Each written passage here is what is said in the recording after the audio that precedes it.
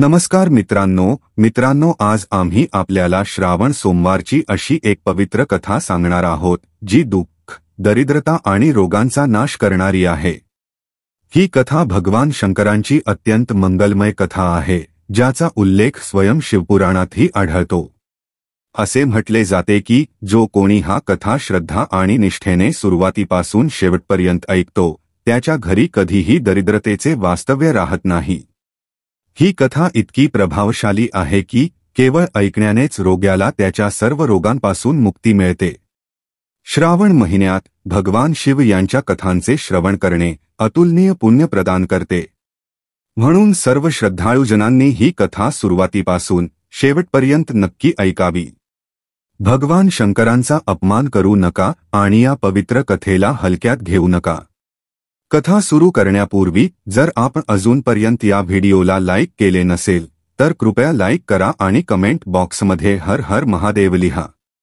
मित्रांनो, आपला अधिक वेळ न घेत आता आपण कथा सुरू करतो। एका वेळी एका नगरात एक पंडित राहत होता। तो जन्मतःच अत्यंत गरीब होता।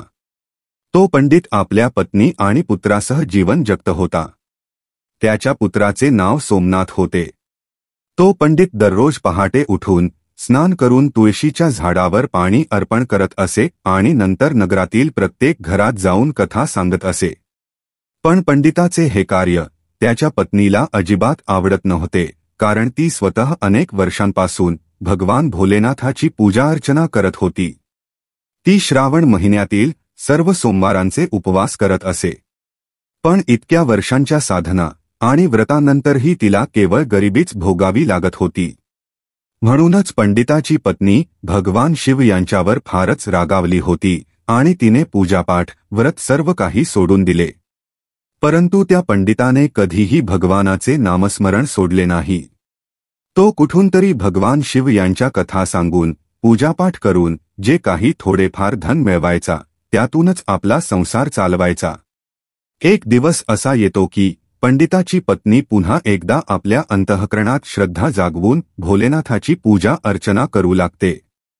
ती मनात विचार करत राहते की एक दिवस असा नक्कीच येईल जेव्हा माझ्या सर्व मनोकामना पूर्ण होतील, माझी ही गरिबी संपेल। पण जेव्हा वर्षानुवर्षे भक्ती आणि पूजन करूनही तिला काहीच फळ मिळत नाही, तेव्हा ती फारच दुःखी होते। मनातल्या मनात आपल्या भाग्याला दोष देऊ लागते आणि भगवान शिव यांच्या मूर्तीसमोर बसून म्हणते, हे भोलेनाथ, आम्ही असं काय पाप केलं आहे ज्यामुळे आयुष्यभर आम्हाला एवढ्या गरिबीचा सामना करावा लागतो। आम्ही कधीच कुणाचं मन दुखावलं नाही, कधीच कुणावर अन्याय केला नाही। मी आणि माझे पती दोघंही सदा तुमच्या चरणी लीन आहोत। आम्ही सकाळपासून रात्रीपर्यंत तुमचीच पूजा अर्चना करतो। प्रत्येक श्रावणात सोमवारचे व्रत करतो। तुमच्या नावाने जल अर्पण करतो, तुमची कथा ऐकतो आणि सांगतो। तरीही हे प्रभू, आमची झोळी नेहमी रिकामीच का असते? हे शंकर, आमच्या भक्तीत कुठली उणीव आहे का? आमच्या प्रार्थना तुझ्यापर्यंत पोहोचतच नाहीत का? आम्ही कोणत्या अशा पापाचे भागीदार आहोत की ज्याचं प्रायश्चित्तही आमच्या नशिबात नाही? हे नीलकंठ, जर काही चूक झाली असेल तर क्षमा करा। पण कृपया एवढे तरी सांगा की या आमच्या असह्य दरिद्रतेचे रहस्य काय आहे? शेवटी वेळ जसजसा पुढे जातो तसं पंडित आणि त्याची पत्नी वृद्धावस्थेकडे वळू लागतात। काळाच्या झळांनी त्यांच्या शरीरांना कमकुवत करून टाकले होते। आता त्या पंडितात एवढीही शक्ती उरली नव्हती की तो नगरात जाऊन भगवान शिव यांच्या कथा सांगू शकेल। त्याची कंबर वाकली होती, शरीरात रोगांचे घर झाले होते। पंडित आता आजारी राहू लागतो। कधी खोकला, कधी ताप, कधी अशक्तपणा, शरीर अगदीच थकून गेले होते। आणि यापेक्षा अधिक चिंता करणारं म्हणजे आता त्यांचा सांभाळ करणारा कोणीच उरलेलं नव्हतं। थोडीफार जी बचत होती तीही औषधोपचारात संपून गेली होती।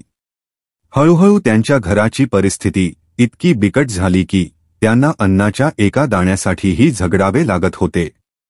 ना घरात अन्न होते, ना कोणता आधार।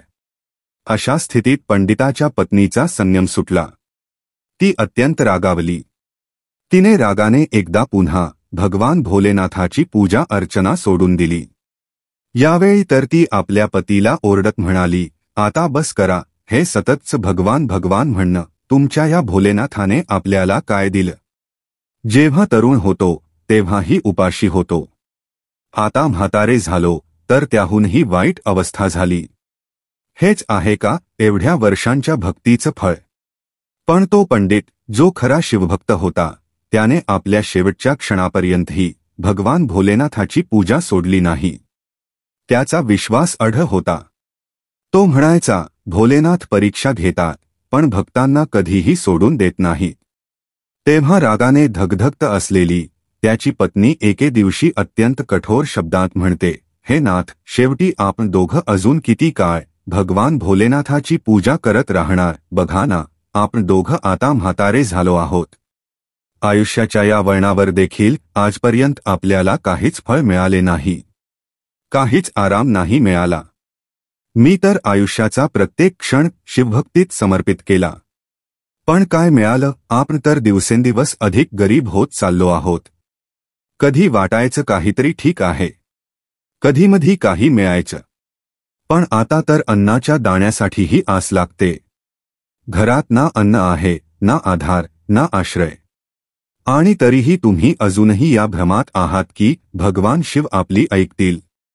हे नाथ, मीच मूर्ख होते की एकदा पूजा सोडल्यावरही पुन्हा भक्ती करायला सुरुवात केली. मी श्रावणमधील सर्व सोमवारांना नाही दिवस पाहिला, नाही रात्र. दिवसभर उपवास ठेवून रात्री जपतप करून माझ्या शरीरालाच कमकुवत करून टाकले. मी बेलपत्र अर्पण केले, जल अर्पण केले, मंत्र जपले, डोळ्यातून अश्रू ढाळले, पण शिव यांनी माझी एकही प्रार्थना ऐकली नाही.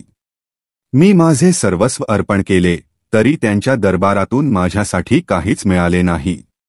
आणि आता तुम्हाला काय वाटते की तुमचा तो शिव काही देईल का, जो रोज त्या शिवलिंगावर तुम्ही जल अर्पण करताय? तेच जल कधी अमृत होऊन परत आलं का? नाही ना. कारण आपल्यासारख्या गरिबांसाठी कदाचित त्या शिवाकडेही काही नाही. असं वाटतं की ही गरिबीच आपलं नशीब आहे, हीच आपली नियती आहे आणि याच नियतीत आपल्याला तडपत तडपत मरण आलं पाहिजे. मित्रांनो, आपल्या पत्नीचे कठोर आणि रागाने भरलेले शब्द ऐकूनही तो पंडित एक शब्दही बोलत नाही. त्याने आपल्या आयुष्यात सर्व काही गमावले होते, शारीरिक बल, यौवन, संपत्ती आणि काही वेळा तर आशाही डगमगू लागायची. परंतु तरीही त्याच्या हृदयात आपल्या आराध्य भगवान भोलेनाथांविषयी अढळ विश्वास होता. त्याला माहीत होते की शिवकृपेत उशीर होऊ शकतो, पण ती कधीही असत्य होत नाही. दरम्यान त्याचा मुलगा सोमनाथ, जो अजून शिक्षण घेत होता, काही कालातच आपले शिक्षण पूर्ण करतो आणि घरी परततो. जेव्हा तो आपल्या वृद्ध आईवडिलांची अवस्था आणि त्यांचे दुःख पाहतो तेव्हा त्याचे मन व्यथित होते. त्याने ना आपल्या भविष्यासाठी विचार केला, ना कोणत्या स्वप्नांचा पाठपुरावा केला. त्याने फक्त एक संकल्प केला, आपल्या मातापित्यांची सेवा करणे आणि त्यांचे सर्व दुःख दूर करणे. तो पूर्ण समर्पण भावनेने घराची सर्व जबाबदारी आपल्या खांद्यावर घेतो. आता तोही आपल्या वडिलांप्रमाणे नगरंदरात जाऊन भगवान भोलेनाथाच्या कथा सांगू लागतो. दररोज तो शिव यांची महिमा गातो, कथा सांगतो आणि जे काही दक्षिणा मिळते त्यातून आपल्या कुटुंबाचा उदरनिर्वाह करतो. अशाच अनेक वर्षांनी सोमनाथाची भक्ती, त्याची सेवा आणि त्याग हळूहळू नगरात प्रसिद्ध होऊ लागतो. एक दिवस तो नगरातील प्रसिद्ध शिवमंदिरात जातो. ते मंदिर जिथे भक्तांची रांग लागलेली असते, जिथे प्रत्येक सोमवारला शिवलिंगावर गंगाजल आणि बेलपत्र अर्पण केले जातात आणि जिथे देवता देखील भगवान शिव यांची अर्चना करतात, तेथे तो विधिपूर्वक भगवान भोलेनाथाची पूजा करतो, दीप प्रज्वलित करतो आणि उपस्थित सर्व भक्तांसमोर श्रद्धेने भरलेल्या आवाजात भगवान शिव यांची पावन कथा ऐकवत म्हणतो, हे भक्तांनो, जो कोणी ही पवित्र कथा श्रद्धा आणि सच्च्या मनाने ऐकतो त्याच्या सर्व मनोकामना भगवान भोलेनाथ नक्की पूर्ण करतात. तो भक्त कितीही दुःखी असो, कितीही संकटे त्याच्या आयुष्यात का येऊ नयेत, जर तो भोलेनाथाची कथा भक्तीने ऐकतो तर भगवान शिव त्याचे प्रत्येक दुःख दूर करतात. सोमनाथ जेव्हा ही श्रद्धा पूर्ण वचने बोलतो तेव्हा त्याच मंदिरात नगराचा राजा देखील उपस्थित असतो. तो राजा प्रत्येक वर्षी श्रावणाच्या पहिल्या सोमवारला गुप्त रूपात मंदिरात येऊन भगवान शिव यांचे दर्शन आणि पूजा करायचा. त्या दिवशीही तो सामान्य वस्त्रांमध्ये मंदिरात आला होता. जेव्हा त्याने सोमनाथाच्या मुखातून ती पावन वचने ऐकली तेव्हा तो अंतःकरणापर्यंत प्रभावित होतो. त्याची आत्मा त्या वाणीने जागृत होते. राजा मनात विचार करू लागतो, किती साधी, किती खरी गोष्ट सांगतो आहे हा युवक. याच्या शब्दांमध्ये केवळ कथा नाही तर अनुभव झळकत आहे. यामध्ये ती वेदना आहे जी वर्षानुवर्षांच्या तपस्या आणि यातनेतून आली आहे. त्या भावविभोर अवस्थेत राजा हळूहळू सोमनाथजवळ येतो. गर्दीतून मार्ग काढत तो त्याच्या पायाजवळ उभा राहतो आणि म्हणतो, तुझ्या या कथेने माझ्या हृदयाला खोलवर स्पर्श केला आहे. असं वाटतं की तुझ्या शब्दांत स्वतः भगवान शिव बोलत आहेत. तुझ्या वाणीत केवळ भक्ती नाही तर तपस्येची आंच आहे, सत्याची अनुभूती आहे आणि जीवनाची परख आहे. मी तुझ्याजवळ एक विनम्र विनंती करू इच्छितो. राजा अशा शब्दांनी बोलतो तेव्हा सोमनाथ खूपच आनंदित होतो आणि राजकुमारीला दररोज कथा ऐकवण्याची संमती देतो. त्यानंतर राजा सोमनाथाला आपल्या राजमहालात राजकुमारीला दररोज कथा सांगण्यासाठी नियुक्त करतो. आता सोमनाथ दररोज नगराच्या राजाची कन्या राजकुमारी हिला कथा सांगू लागतो आणि त्या कथेसाठी दक्षिणा स्वरूपात जे काही धन मिळे त्यातून तो आपल्या कुटुंबाचा उदरनिर्वाह करू लागतो. परंतु सोमनाथाच्या आईला ही गोष्ट काहीशी पटत नाही आणि त्या आनंदी राहत नाहीत, कारण त्यांना आपल्या पुत्राच्या भविष्याची चिंता होती. त्यामुळे ती रोज याच विचारांनी चिंतेत असायची. एके दिवशी पंडिताची पत्नी आपल्या पतीला म्हणते, हे नाथ, मला आपल्या पुत्राच्या भविष्याची चिंता खायला लागली आहे. आपलं आयुष्य कसं तरी निभावलं, पण आपला मुलगा अजून तरुण आहे. त्याचे जीवन तर आता सुरू झालं आहे. आपण गेल्यानंतर त्याचं काय होणार? काय त्यालाही आपल्यासारखीच दुःख भोगावी लागतील? आपल्या वर्षानुवर्षांच्या पूजा, व्रत, तपस्या आणि आराधनेचे काहीच फळ मिळणार नाही का? काय भगवान भोलेनाथाला आपलं दुःख दिसत नाही? आपला मुलगा राजाच्या महालातून जी दक्षिणा आणतो, होय, त्यामुळे आपला संसार कसा तरी चालतो. पण फक्त पोट भरण्याने जीवन चालत नाही ना नाथ. बाकीच्या मनोकामना, बाकीच्या इच्छा, त्याचे जीवन, त्याचं भविष्य, या सगळ्यांचं काय? आता आपण फक्त 2 वेळच्या जेवणासाठीच जगणार का? हेच का शिवभक्तीचं फळ?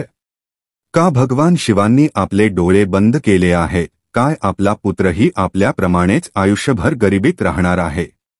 त्या स्त्रीची ती करुण आर्तपुकार आकाशात गुंजली तेव्हा ती फक्त वायूमध्ये विरून गेली नाही, ती थेट कैलास पर्वतावर पोहोचली आणि माता पार्वतींच्या हृदयाला विदीर्ण करून गेली. मित्रांनो, जेव्हा माता पार्वतीजींनी त्या पंडिताच्या पत्नीचे दुःखमय प्रार्थना ऐकली तेव्हा त्यांचं कोमल हृदय व्यथित झालं. त्या करुण पुकारेला दुर्लक्षित करू शकल्या नाहीत. त्यांनी त्वरित भगवान शिवांचं ध्यान केलं आणि क्षणभरातच कैलासावर प्रकट झाल्या. अचानक माता पार्वतीला समोर आलेलं पाहून भगवान शिव हस्त म्हणाले, हे देवी, आज अचानक अशी काय व्याकुळता आहे? आपण इतक्या तातडीने माझ्या समीप कशा आल्या? नक्कीच काही विशेष कारण असावं. सांगा, काय झालं? मग माता पार्वतीजी भगवान भोलेनाथांना म्हणतात, हे स्वामी, माता पार्वतीने करुण स्वरात सांगितलं, आपण तर त्रिकालदर्शी आहात. भूत, भविष्य आणि वर्तमान सर्व काही आपल्या दृष्टिकोनात स्पष्ट आहे. तरीही आपण मला विचारता की मी का चिंतित आहे? जेव्हा आपल्याला सगळं माहीत आहे तेव्हा माझ्याकडून विचारून माझं दुःख अधिक का वाढवत आहात? असो, आता जेव्हा आपण विचारलंच आहे तर मी आपल्याला कारण सांगते. माझ्या चिंतेचं कारण म्हणजे तो पंडित आणि त्याची पत्नी. हे नाथ, तो पंडित तर आपला परमभक्त आहे. त्याने आयुष्यभर आपली आराधना केली आहे. त्याने कथा सांगितली, शिवलिंगावर जल अर्पण केलं, बेलपत्र चढवले, श्रावण सोमवारांचे उपवास केले आणि आपली सर्व श्रद्धा आपल्या चरणी अर्पण केली. तरीसुद्धा आपण त्याच्या जीवनात फक्त दुःख आणि अभावच का दिले? आपण त्याला त्याच्या कर्मांचे फळ कधीच दिले नाही. त्याची पत्नीही अनेक वर्षे व्रतोपवास करत राहिली आणि जेव्हा तिचं मन तुटलं तरीही तिने पुन्हा तुम्हालाच आपले आराध्य मानले. ही श्रद्धा व्यर्थ गेली पाहिजे का? हे प्रभू, माझी तुमच्यापाशी विनंती आहे, आता त्या पंडिताच्या जीवनातील सर्व दुःखांचा अंत करा. आता पुरे झाले. आता त्याचे कष्ट संपावे. आता त्याला त्याच्या तपाचे, त्यागाचे आणि श्रद्धेचे पूर्ण फळ मिळायला हवे. अन्यथा असं काही होऊ नये प्रभू की तो पंडित आणि त्याची पत्नी पूजापाठच सोडून देतील. जर त्यांच्या मनात तुमच्याविषयीची भक्ती डळमळली, जर त्यांचा विश्वास डळमळला, तर ती केवळ त्यांची हानी ठरणार नाही, तर त्यांच्या मागे आपले जीवन तुमच्या चरणी अर्पण केलेल्या असंख्य भक्तांसाठीही ती एक शोकांतिका ठरेल. माता पार्वतीच्या करुणामय बोलांनी भगवान भोलेनाथांचे सौम्य मुख गंभीर झाले. त्यांच्या डोळ्यात करुणा आणि करिश्म्याचे अद्भुत तेज झळकत होते. ते साक्षात दयामूर्ती रूपात प्रकट होतात आणि मातेकडे पाहून कोमल स्वरात म्हणतात, आपण चिंतित होऊ नका, कारण आपण त्या ब्राह्मणाच्या भाग्य उगमाचे बीज पेरले आहे. आता तो काळ आला आहे जेव्हा आपल्याला स्वतः पृथ्वी लोकावर जाऊन शिवलीला करावी लागेल. आता आपल्याला दोघांनाही त्याच्या घरी जावे लागेल. इतकं म्हणताच भगवान शिव माता पार्वतींसह पृथ्वी लोकाकडे प्रस्थान करतात. आकाशमार्गे खाली येताना ते पृथ्वीवर पोहोचतात आणि दोघेही साधूंचं वेश धारण करतात. जटाजूटधारी, कमंडलू हातात, रुद्राक्षाची माळ आणि अंगावर भस्म लावलेले त्यांचं रूप पूर्णपणे एक फिरस्त्या साधूसारखं दिसते. त्या वेशात ते थेट त्या पंडिताच्या घराजवळ पोहोचतात आणि मग साधूंची पारंपरिक हाक देतात, अलख निरंजन, अलख निरंजन, घरात कोणी आहे का? त्यांचा गंभीर पण कोमल स्वर अंगणात घुमतो आणि आतून तोच वृद्ध पंडित, जो आता शारीरिकदृष्ट्या दुर्बल झाला आहे, बाहेर येतो. त्याच्या डोळ्यात थकवा आहे, पण संस्कारांनी भरलेली नम्रता अजूनही तशीच आहे. तो बाहेर येताच त्या साधूंना पाहून हात जोडतो आणि अत्यंत आदराने त्यांना प्रणाम करतो आणि म्हणतो, हे मुनिवर, आपल्या या तुच्छ गृहात आगमन झाले, हेच माझ्या जीवनाचं परम सौभाग्य आहे. कृपा करून सांगा, मी आपली कशी सेवा करू शकतो? वृद्ध पंडिताने दोन्ही हात जोडून साधुरूपात असलेल्या भगवान भोलेनाथांच्या चरणी प्रणाम करत विनम्रतेने म्हटले. तेव्हा साधूंचे रूप धारण केलेले भगवान भोलेनाथ कोमल पण गंभीर स्वरात त्या पंडिताला म्हणाले, हे महानुभाव, आजच्या रात्रीत आम्हाला आपल्या घरात विश्रांती घ्यायची आहे. काय आपल्या घरी आम्हाला एक रात्र आश्रय मिळू शकेल का? जेव्हा साधूचं रूप घेतलेले भगवान भोलेनाथ असं म्हणाले, तेव्हा तो वृद्ध पंडित क्षणभर मौन झाला. तो आपल्या मनात विचार करू लागला, हे तर आपले अतिथी आहेत. मला त्यांना नकार देता कामा नये. हे भूखे प्याले माझ्या दारी आले आहेत.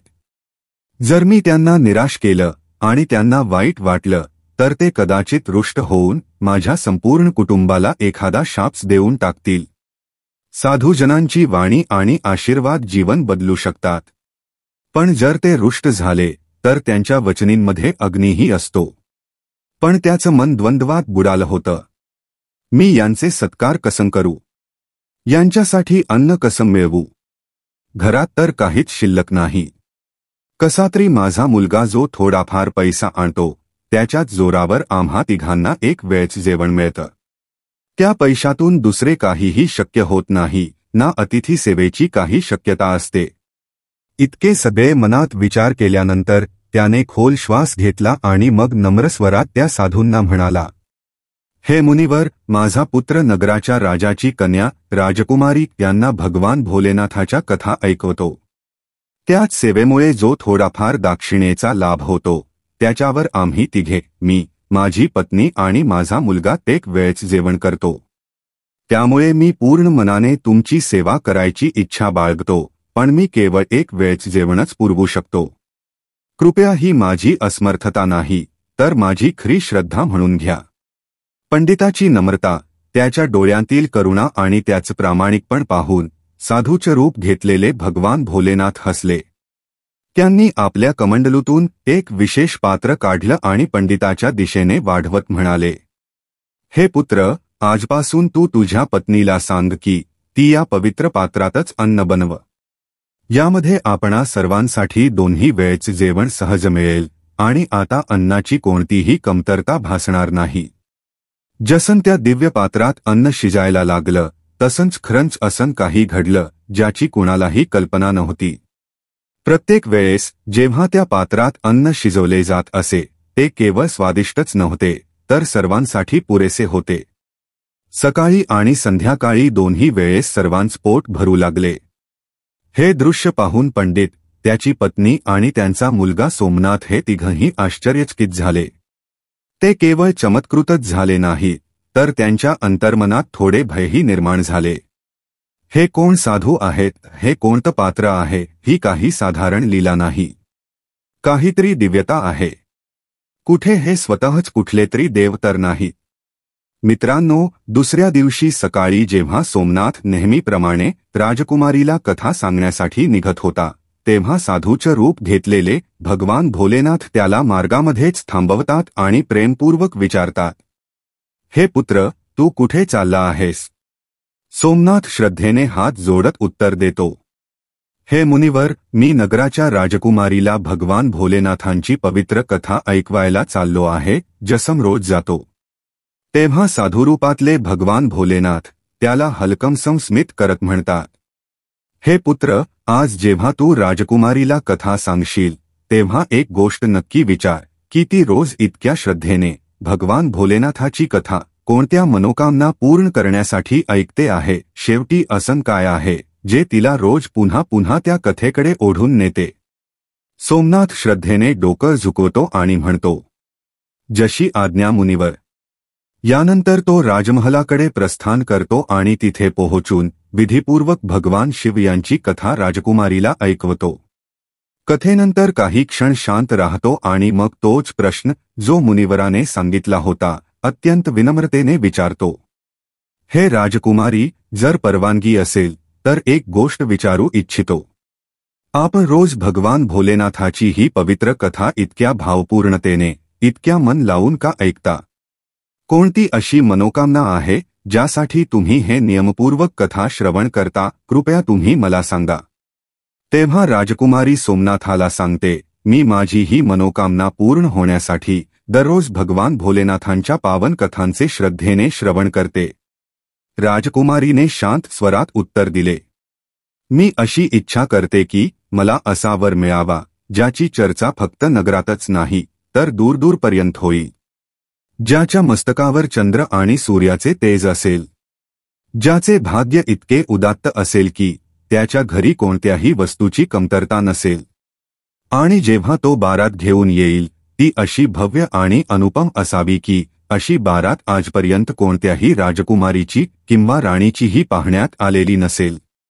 मी माझ्यासाठी असा अनुपम वर इच्छिते आणि म्हणूनच मी भगवान भोलेनाथांची कथा नियमपूर्वक श्रवण करते. राजकुमारीचे हे उत्तर ऐकून सोमनाथ शांत राहतो. त्याच्या मनात अनेक विचारांची गर्दी होते पण तो काहीच बोलू शकत नाही. त्याने आदराने राजकुमारीला प्रणाम केला आणि तिथून हळूहळू घरी परतला. घरी पोहोचल्यावर तो थेट त्या साधूच्या रूपात असलेल्या भगवान भोलेनाथांकडे गेला जे प्रतीक्षारत होते. सोमनाथाने त्यांना अभिवादन केले आणि राजमहलात काय घडलं ते सर्व काही विस्ताराने सांगितले. हे सर्व ऐकून भगवान भोलेनाथ मंदहास्य करत सोमनाथाकडे पाहत म्हणाले, हे पुत्रा, ठीक आहे. आता दुसऱ्या दिवशी जेव्हा तू पुन्हा राजकुमारीला कथा श्रवण करायला जाशील तेव्हा पुन्हा तोच प्रश्न तिला विचार. जर राजकुमारी पुन्हा कालच्याच गोष्टी पुन्हा सांगते की तिला असा वर हवा आहे ज्याच्या मस्तकावर चंद्र आणि सूर्य आहे, ज्याच्या भाग्यात कोणतीही कमतरता नाही आणि ज्याची बारात अपूर्व आहे, तर तू तिला लगेचच हे सांग की तुला जसा वर हवा आहे तसा वर मीच आहे. मग काहीही न बोलता तिथून लगेच निघून ये. इतकं सांगून भगवान भोलेनाथ मौन झाले आणि त्यांचं साधुरूप आतून तेजस्वीपणाने उजळून गेले. हे ऐकून सोमनाथ काही क्षण गप्प राहिला. मग हात जोडून आदरपूर्वक म्हणाला, हे मुनिवर, कुठे मी एक निर्धन ब्राह्मणाचा मुलगा आणि कुठे ती नगराच्या राजाची कन्या. आमच्यात तुलना तरी कशी होऊ शकते? आमचं लग्न तरी कसं शक्य आहे? माझं घरसुद्धा तिच्या दिलेल्या दक्षिणेवर चालतं. माझी आई, वडील, आम्ही सगळे त्या धनावर अवलंबून आहोत. आणि जर ही गोष्ट राजाला समजली की मी त्याच्या कन्येशी विवाह करण्याची इच्छा बाळगतो, तर तो मला आणि माझ्या संपूर्ण कुटुंबाला मृत्युदंड देण्यासाठी एक क्षणही थांबणार नाही. आपण महान आहात, कृपारूप आहात. पण मी आपल्याला क्षमा मागतो, कारण मी हे करू शकत नाही. माझ्यात एवढं धैर्य नाही. सोमनाथाचं हे उत्तर ऐकून साधुरूपधारी भगवान भोलेनाथ काही क्षण शांत राहिले. मग त्यांनी आपलं मस्तक वर केलं. त्यांच्या डोळ्यात तेज संचारू लागलं. स्मित करत अत्यंत कोमल पण निर्णायक स्वरात ते म्हणाले, जर तू आमचं म्हणणं मान्य करत नाहीस, तर हे समज की तू स्वतःचं भाग्य झटकून टाकतो आहेस. आणि जेव्हा एखादा भक्त स्वतःच्या सौभाग्यापासून तोंड फिरवतो, तेव्हा त्याचं आयुष्य दुःख, दरिद्रता आणि पश्चातापाने भरून जाते. मग कोणतीही कृपा उरत नाही. फक्त शून्यता उरते. हे शब्द ऐकून सोमनाथाचं मन विचलित झालं. तो आधीपासूनच या साधूंची अलौकिकता आणि दिव्यता पाहून थक्क झालेला होता. त्यांच्या दिलेल्या पात्रातून चमत्कारी जेवण तयार होणं, त्यांच्या दृष्टिकोनातून निर्माण होणारी शांती आणि त्यांच्या स्वरातून जाणवणारा हृदयाला भिडणारा स्पर्श, हे सगळं त्याच्या मनाला आधीच श्रद्धा आणि भीतीने भरून गेले होते. आता जेव्हा त्यांनी इतके गूढ आणि भविष्यसूचक शब्द उच्चारले, तेव्हा सोमनाथ आतून थरथरू लागला. तो मनातच विचार करू लागला, राजा तर नंतर मला व माझ्या कुटुंबाला मृत्युदंड देईल, पण हे तर आत्ताच मला आपल्या शापाने भस्म करतील, असं मनात विचार करून त्याने मग ते करायचे आश्वासन दिले आणि भोलेनाथांची कथा सांगायला पुन्हा राजमहलाकडे निघाला. राजमहलात पोहोचल्यावर त्याने राजकुमारीला भगवान भोलेनाथांची कथा श्रवण करायला सुरुवात केली. त्यानंतर त्याने पुन्हा राजकुमारीला विचारले की तुम्ही कोणत्या मनोकामनेच्या पूर्ततेसाठी भगवान भोलेनाथांची कथा ऐकता. तेव्हा राजकुमारीने पुन्हा त्याच शब्दांत उत्तर दिलं जे तिने पहिल्या दिवशी दिलं होतं. त्यानंतर सोमनाथ म्हणाला, हे राजकुमारी, तुम्हाला जसा वर हवा आहे तसा वर मीच आहे. इतका म्हणून सोमनाथ लगेच राजमहलातून पळून आपल्या घरी परत आला. पण सोमनाथाचे हे बोल ऐकून राजकुमारी अत्यंत रागावली. तिने लगेचच आपल्या एका दासीला बोलावून सर्व काही सांगितलं आणि तिला सांगितलं, ही सगळी गोष्ट माझ्या वडिलांना, महाराजांना सांग की त्यांच्या कथा म्हणायला नेमलेल्या पंडिताने असं दुस्साहस केलं आहे. पुढे जेव्हा ही गोष्ट राजाला समजली, तेव्हाही तो सोमनाथवर खूपच संतप्त झाला आणि त्याने राजकुमारीला विश्वास दिला की त्या उद्दंड पंडिताला यासाठी नक्कीच शिक्षा दिली जाईल. मग राजाने लगेच आपल्या मंत्र्यांना दरबारात बोलावले आणि त्यांच्याशी सल्ला करू लागला. तेव्हा त्याचा महामंत्री राजाला म्हणाला, हे राजन, त्याने जो अपराध केला आहे तो नक्कीच फाशी योग्य आहे. पण एक गोष्ट लक्षात घ्या, तो एक पंडित आहे. जर तुम्ही त्याला फाशी दिली तर तुम्हाला ब्रह्महत्येचा घोर पाप लागेल आणि ते पाप कोणत्याही तीर्थ, यज्ञ किंवा दानानेही नाही मिटणार. म्हणून माझी विनंती आहे की त्याला अशी शिक्षा द्या ज्याने न्यायही होईल आणि तुम्हाला पापही लागणार नाही. असा काही उपाय की त्याचा गर्वही मोडेल आणि तुमची प्रतिष्ठाही टिकून राहील. महामंत्र्याचं म्हणणं ऐकून राजा खोल विचारात पडला. तो बराच वेळ मौन राहिला. मग सल्ला झाल्यावर रागाने त्याने आपल्या काही सैनिकांना दरबारात बोलावलं आणि आदेश दिला, हे सैनिकांनो, त्या पंडिताच्या घरी जा आणि त्याला सांगा की राजा त्याच्या कन्येशी लग्न करण्यास तयार आहे. पण काही अटी आहेत. जर त्याने त्या अटी पूर्ण केल्या नाही तर त्याला आणि त्याच्या संपूर्ण कुटुंबाला मृत्युदंड दिला जाईल. राजाची पहिली अट, बारातीसाठी अनेक बारातगृह तयार केली जावीत आणि ती सर्व बारातगृह बारात्यांनी भरलेली असावीत. एकही बारातगृह रिकामे नसावे. दुसरी अट, बारात्यांच्या आदरातिथ्यासाठी जे भोजन तयार केले जाईल ते नाही कमी असावे, नाही उरावे. म्हणजे ना कोणी उपाशी राहावा आणि ना अन्न वाया जावे. तिसरी अट, अशी अद्भुत, अनुप आणि भव्य बारात हवी ज्याचं कौतुक या नगरातील प्रत्येक व्यक्ती करील. आणि जर बारात नगरात पोहोचल्यावर या अटींपैकी एकही अट अपूर्ण आढळली तर बारातीत आलेल्या सर्व बारात्यांना मृत्युदंड देण्यात येईल. राजाचा हा आदेश मिळताच सैनिक तात्काळ सोमनाथच्या घरी निघतात. तिकडे सोमनाथही राजमहालातून पळून थेट आपल्या घरी पोहोचतो आणि तिथे साधू रूपी भगवान भोलेनाथांना संपूर्ण गोष्ट सांगतो. हे मुनिवर, आपल्या सांगण्यानुसार जेव्हा मी राजकुमारीला सांगितले की तो योग्य वर म्हणजे मीच आहे, तेव्हा ती खूपच रागावली होती. आता लवकरच कोणतंतरी फासाचं फरमान किंवा सैनिक येणार आहेत. मला वाटतंय की आता काहीतरी भयंकर होणार आहे. तेवढ्यात राजाचे सैनिक त्याच्या दारात पोहोचतात आणि जोरजोराने दार ठोठावू लागतात. दरवाजा ठोठावण्याचा तो आवाज संपूर्ण अंगणात घुमू लागतो. आवाज ऐकून सोमनाथचे वडील बाहेर येतात आणि दरवाजा उघडतात. दरवाजा उघडताच सैनिक कठोर आवाजात विचारतात, तुझाच पुत्र राजकुमारीशी विवाह करू इच्छितो का? चालेल, राजा साहेबांनीही आपल्या कन्येचा विवाह करण्याची परवानगी दिली आहे. पण त्यासाठी काही अटी आहेत. त्या पूर्ण केल्याच पाहिजेत, नाहीतर तुमच्या संपूर्ण कुटुंबाला मृत्युदंड दिला जाईल.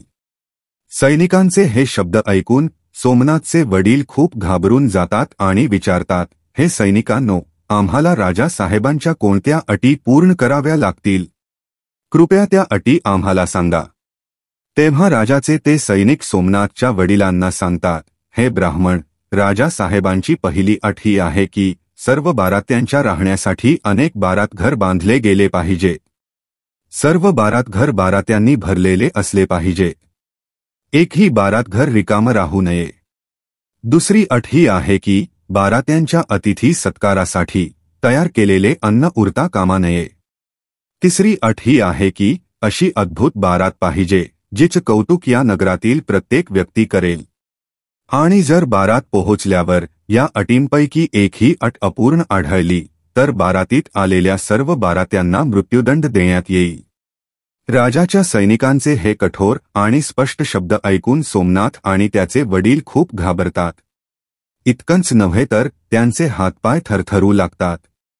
तेव्हा साधू रूपी भगवान भोलेनाथ शांत आणि निर्धारपूर्वक म्हणतात, तुम्ही घाबरू नका, तर धैर्याने उत्तर द्या आणि सैनिकांना निरोप द्या. त्यांना सांगा की विवाहाची तयारी सुरू करा, आम्ही लग्नाच्या दिवशी बारात घेऊन पोहोचू. मग सोमनाथच्या वडिलांनी भगवान शिवांची आज्ञा पाळून तसंच उत्तर सैनिकांना दिले आणि त्यांना निरोप दिला. सैनिक राजमहालात परत गेले आणि त्यांनी राजा साहेबांना संपूर्ण गोष्ट जशीच्या तशी सांगितली. पण जेव्हा राजा सोमनाथकडून सकारात्मक उत्तर ऐकतो तेव्हा तो खूपच आश्चर्यचकित होतो. काही क्षण तो गप्प राहतो आणि मनात विचार करतो, अखेर तो गरीब ब्राह्मण एवढ्या कठीण अटी असूनही माझ्या कन्येशी विवाहासाठी तयार कसा झाला? माझा एखादा शत्रू त्याच्या पाठीशी तर नाही?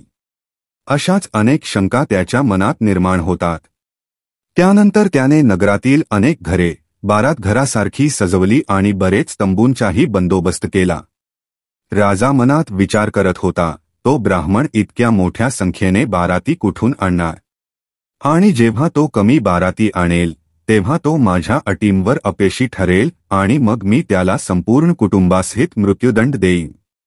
इकडे सोमनाथ नगरातील प्रत्येक व्यक्तीला जेव्हा बारातीत सामील होण्यासाठी सांगतो तेव्हा सगळे त्याला सांगतात, नाही, मला इतक्यात मरायचं नाही.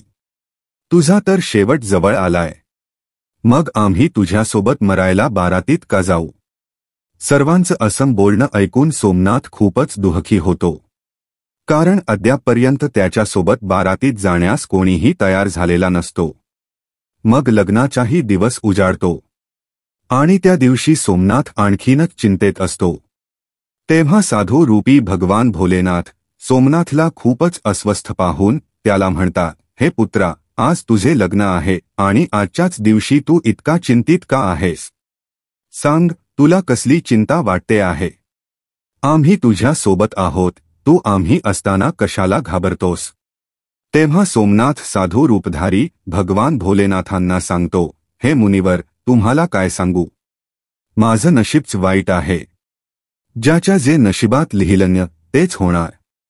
असं म्हणून तो तयार होतो आणि त्यांच्यासोबत राजमहालाच्या दिशेने निघतो. मित्रांनो, मग भगवान भोलेनाथांनी सर्व देवता, भूतप्रेत, गंधर्व यांना मानव रूपात सोमनाथच्या बारातीत सामील होण्यासाठी आमंत्रित केलं आणि त्यांना सोमनाथच्या बारातीत सहभागी करून घेतले, ज्यामुळे सगळी वरात नाचतनाचत बारात घरात पोहोचली. जेव्हा सोमनाथची बारात पोहोचली तेव्हा इतके सारे वराती आले होते की राजा यांनी सजवलेली सर्व बारातगृहं आणि तंबूही वरात्यांनी भरून गेले आणि काही वराती तर तंबूशिवाय बाहेरच राहिले. मग जेव्हा राजाकडे ही माहिती पोहोचवण्यात आली की बारातगृह आणि तंबूंमध्ये आता जागा उरलेली नाही तर राहण्यासाठी आणखी व्यवस्था करावी लागेल, तेव्हा राजा मनात विचार करू लागला की अगोदर कुणीही त्याच्यासोबत बारातीत यायला तयार नव्हते आणि आता एवढे सारे वराती कुठून आले, मला एकदा जाऊन पाहायलाच हवे. असे विचार करून राजा ताबडतोब तिकडे पोहोचला आणि जेव्हा भगवान भोलेनाथांनी राजाला बारातीत आलेले पाहिले तेव्हा त्यांनी शुक्र आणि शनिदेवांना बालकाचे रूप धारण करवले आणि त्यांना भुकेमुळे रडायला लावले. इकडे जेव्हा त्या राजाने दोन्ही मुलांना जोरजोरात रडताना पाहिले तेव्हा तो भगवान भोलेनाथांच्या जवळ गेला आणि त्यांना विचारू लागला, हे महात्मा, हे मुले इतके रडत का आहेत? तेव्हा साधुरूपातील भगवान भोलेनाथ म्हणाले, हे दोघं मुलं खूप भुकेले आहेत म्हणून इतकं रडत आहेत. मग राजाने त्या दोघांना जेवणाच्या जागी पाठवून दिलं. थोड्याच वेळात राजाचे सैनिक त्याच्याकडे आले आणि सांगू लागले, हे राजन, त्यांनी तर सगळं अन्न संपवून टाकलं आणि तरीही ते जोरजोरात ओरडत आहेत की त्यांना अजून भूक लागली आहे. सैनिकांची ही बातमी ऐकून राजा खूपच चिंतित झाला, कारण त्याचा सारा अहंकार चुरचुरून गेला होता. मग तो साधुरूपातील भगवान भोलेनाथांच्या चरणांमध्ये दोन्ही हात जोडून बसला आणि म्हणाला, हे साधू महाराज, आता माझी लाज तुमच्याच हातात आहे. तेव्हा भगवान भोलेनाथ म्हणाले, काही हरकत नाही, सगळं ठीक होईल. आपण राजमहालात जा आणि बारातींच्या स्वागताची तयारी करा. मग राजाने त्या नगरातील सर्व घरे सुंदर सजवली आणि संपूर्ण नगराला नववधूसारखे सजवण्यात आले. सोमनाथही विवाहाच्या पोशाखात एखाद्या राजकुमारासारखा दिसत होता. सोमनाथच्या सेहर्याला चंद्र आणि सूर्याने सजवले गेले होते. बारातींच्या स्वागताच्या वेळी सोमनाथ एका सुंदर रथामध्ये बसून राजमहालाच्या दिशेने निघाला. त्या रथाच्या पुढे अनेक बाराती बेबाजासह नाचत होते आणि काही बाराती तर हातात नाणी घेऊन एकमेकांवर उधळत होते. सोमनाथच्या बारातीचा असा देखावा पाहून त्या नगरातील काही लोक म्हणू लागले, या पंडिताचे भाग्य बघा. त्याच्या सेहर्यात चंद्रसूर्य विराजमान आहेत आणि त्याच्या चारही बाजूंनी असा धनवर्षाव होतोय जसा एखाद्या धनाढ्य राजाची बारात निघाली आहे. अशी बारात तर आमच्या आयुष्यात कधी पाहिलीच नाही आणि पुढेही पाहण्याची आशा नाही. हा पंडित खरोखरच भाग्यशाली आहे. प्रजाचे असे बोलणे ऐकून माता पार्वती भगवान भोलेनाथांना म्हणाल्या, हे प्रभू, हे तर सत्य आहे की तुमची कृपा ज्या मनुष्यावर होते त्याच्या घरी अन्न आणि धनाचे कुलूप उघडते.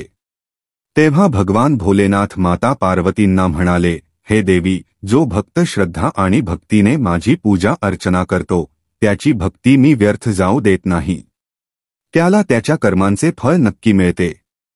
हो, जोपर्यंत त्याचे पूर्वजन्मीचे पापकर्म नष्ट होत नाही तोपर्यंत त्याला त्रास सहन करावा लागतो. पण जसेच त्याचे पुण्यकर्म जागृत होतात तसेच त्याच्या भाग्याचे बंद दरवाजे आपोआप उघडतात. आणि त्या पुण्याच्या फळामुळेच सोमनाथ आणि राजकन्येचा विवाह विधीपूर्वक संपन्न झाला.